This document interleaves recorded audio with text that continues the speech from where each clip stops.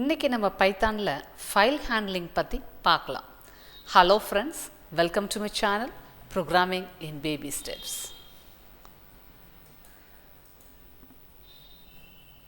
Files கம்ப்யூட்டரில் டேட்டாவை பெர்மனண்ட்டாக store பண்ணுறதுக்கு நம்ம ஃபைல் யூஸ் பண்ணுறோம். நம்ம ப்ரோக்ராமில் டேட்டாவை யூஸ் பண்ணும்போது அந்த ப்ரோக்ராம் எக்ஸிக்யூட் ஆகிற வரைக்கும் தான் அந்த டேட்டா மெமரியில் இருக்கும். அந்த ப்ரோக்ராம் எக்ஸிக்யூட் ஆகி முடிஞ்சதுக்கு அப்புறமா அந்த டேட்டா மெமரியில் இருக்காது.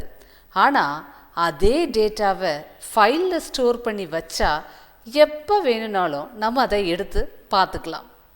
பைத்தான் ப்ரோக்ராமை யூஸ் பண்ணி ஃபைலில் டேட்டாவை எழுதவும் முடியும், எழுதின டேட்டாவை படிக்கவும் முடியும்.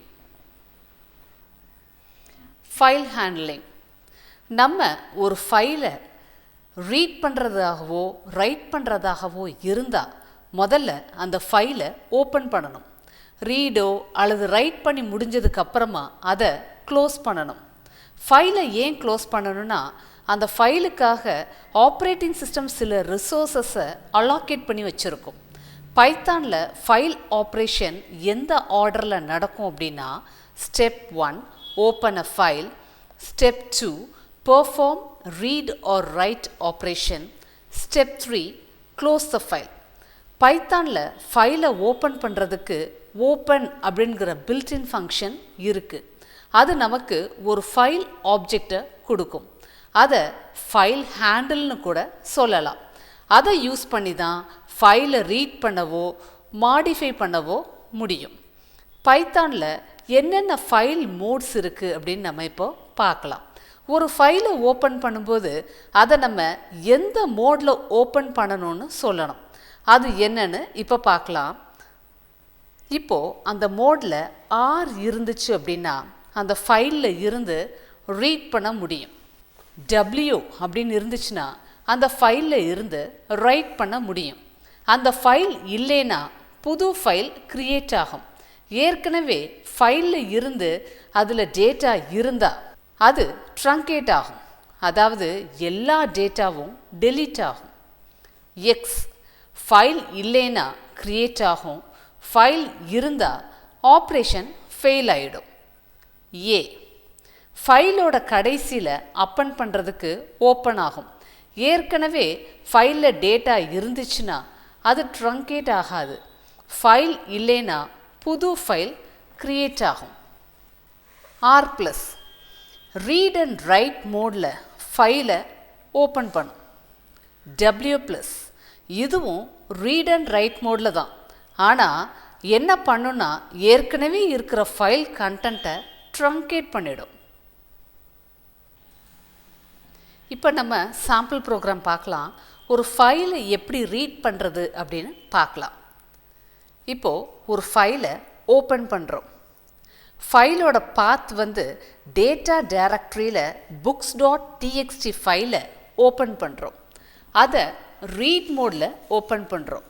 இந்த ஓப்பன் ஃபங்க்ஷன் நமக்கு ஒரு ஃபைல் ஹேண்டில் ரிட்டர்ன் பண்ணும். அந்த ஃபைல் ஹேண்டில் book_ ஃபைலுக்கு அசைன் பண்ணுறோம். book_ ஃபைலில் இருந்து 62 கேரக்டர்ஸை ரீட் பண்ணுறோம். அதை டேட்டாக்கு அசைன் பண்ணுறோம். ரீட் பண்ண டேட்டாவை பிரிண்ட் பண்ணுறோம். நம்ம ஆப்ரேஷன் எல்லாம் முடிஞ்சதுக்கு அப்புறமா ஃபைலை க்ளோஸ் பண்ணுறோம். இப்போது இந்த ப்ரோக்ராமை எக்ஸிக்யூட் பண்ணி பார்க்கலாம்.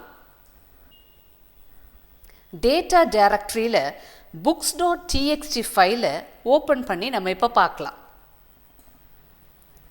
இதுதான் அதோட கண்டென்ட்ஸ். ஒவ்வொரு லைன்லையும் book name, book number, book price, author, number of pages இருக்கும்.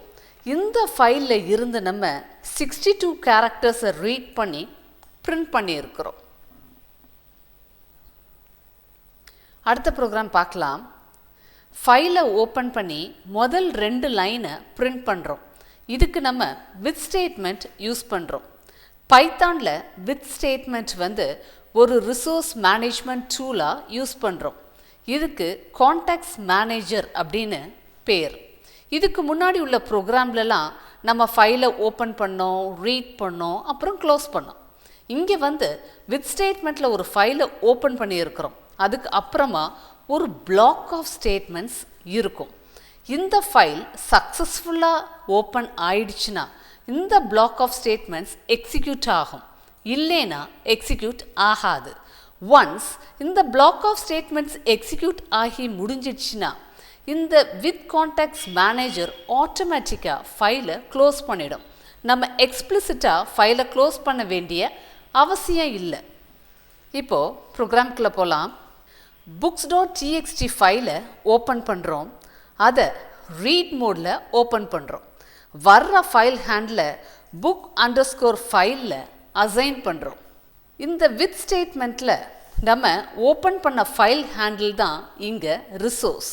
இந்த பிளாக் ஆஃப் ஸ்டேட்மெண்ட்ஸ் எக்ஸிக்யூட் ஆகி முடிஞ்ச உடனே இந்த ஃபைல் ஹேண்டில் ஆட்டோமேட்டிக்காக க்ளோஸ் ஆகிடும். book_ஃபைலில் இருந்து முதல் லைனை ரீட் பண்ணி லைன் 1க்கு அசைன் பண்ணுறோம். புக் ஃபைலில் இருந்து செகண்ட் லைனை ரீட் பண்ணி லைன் 2க்கு அசைன் பண்ணுறோம். அடுத்து லைன் 1ஐயும் லைன் 2ஐயும் பிரிண்ட் பண்ணுறோம்.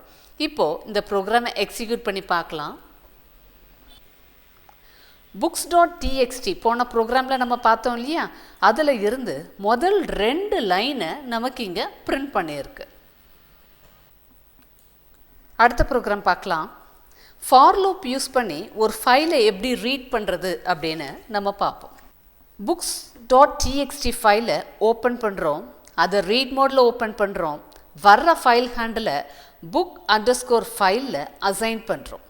ஃபார் புக் ரெக் இன் book_ஃபைல் புக் ஃபைலில் இருக்கிற ஒவ்வொரு லைனாக புக் ரெக்கார்டுக்கு அசைன் ஆகி இந்த பிளாக் ஆஃப் ஸ்டேட்மெண்ட்ஸ் எக்ஸிக்யூட் ஆகும். எல்லா புக் ரெக்கார்ட்லேயும் ஒரு நியூ லைன் இருக்கும். அதை ரிமூவ் பண்ணுறதுக்கு ஸ்ட்ரிப் யூஸ் பண்ணியிருக்கோம். இப்போ இந்த ப்ரோக்ராமை எக்ஸிக்யூட் பண்ணி பார்க்கலாம். books.txtயில் உள்ள எல்லா லைன்ஸையும் ரீட் பண்ணி நமக்கு இங்கே பிரிண்ட் பண்ணியிருக்கு. அடுத்த ப்ரோக்ராம், இங்கே ரீட் லைன்ஸ் யூஸ் பண்ணியிருக்கிறோம். இது ஃபைலில் இருக்கிற எல்லா லைன்ஸையும் ரீட் பண்ணி நமக்கு ஒரு லிஸ்ட்டாக தரும். இப்போ அந்த ப்ரோக்ராமை எக்ஸிக்யூட் பண்ணி பார்க்கலாம். இந்த books.txtயில் உள்ள எல்லா லைன்ஸையுமே நமக்கு ரீட் பண்ணி ஒரு லிஸ்ட்டாக கொடுத்துருக்கு பாருங்கள். அடுத்த ப்ரோக்ராம், ஒவ்வொரு ரெக்கார்டாக ரீட் பண்ணி அதை ஸ்ப்ளிட் பண்ணி வேரியபிள்ஸுக்கு அசைன் பண்ணி நேம், ஆத்தர், ப்ரைஸை மட்டும் பிரிண்ட் பண்ணுறோம். இப்போது இந்த ப்ரோக்ராமை எக்ஸிக்யூட் பண்ணி பார்க்கலாம். books.txtயில் உள்ள book name, book author, book price எல்லாத்தையுமே நமக்கு ஒன்றா பிரிண்ட் பண்ணியிருக்கு. அவ்வளோதான் கைஸ், இந்த வீடியோவில் ஃபைல் ஹேண்ட்லிங் பார்த்தாச்சு. இதில் ஏதாவது டவுட்ஸ் இருந்தால் கமெண்ட் செஷனில் கேளுங்க. இந்த வீடியோ பிடிச்சிருந்தா ப்ரோக்ராமிங் கற்றுக்கணும்னு நினைக்கிற ஃப்ரெண்ட்ஸுக்கு ஷேர் பண்ணுங்கள். நம்ம சேனலுக்கு சப்ஸ்கிரைப் பண்ணுங்கள். ப்ரோக்ராமிங் இன் பேபி ஸ்டெப்ஸ் வீடியோஸ் பாருங்கள். ஈஸியாக ப்ரோக்ராமிங் கற்றுக்கோங்க. See you all in the next video. Bye.